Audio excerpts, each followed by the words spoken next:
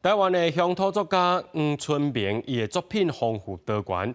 清华大学特别举办黄春明周。黄春明表示讲，即马电脑时代，大家是愈来愈少阅读，造成文学素养也愈来愈低。伊希望会当透过活动培养学生有更加十八个文学素养。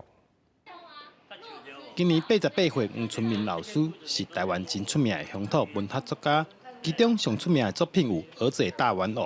看海日子，才会小说。黄春明老师的作品要用演讲、诗歌、研讨会、戏剧这的方式呈现。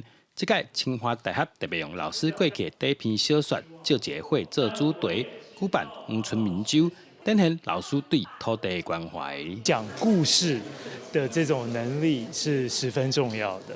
那我们也希望在这种讲故事的过程当中呢，我们可以激发一些人与人的感情，跟不同的领域的合作的这种情怀。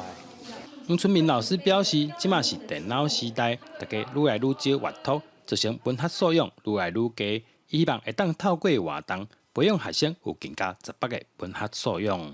因为我们手机的这个 iPad 电脑一普遍之后啊，现在很多的阅读就很少了，阅读就很少啊，并且呢，写文章的人他自己直接就铺上网，自己写自己又铺上网呢，也有读者，但是呢，就是很狭隘，没有被拿出来，大家来很公平的、很客观的去肯定它的价值。黄春明老师是台湾乡土作家，也是儿童剧团的创办人，伊嘛是一个插画家，所以现场捌展出老师亲手画句、落雷这红仔图作品，让大家看到台湾的文化人对土地的关怀。记者刘文和新竹报道。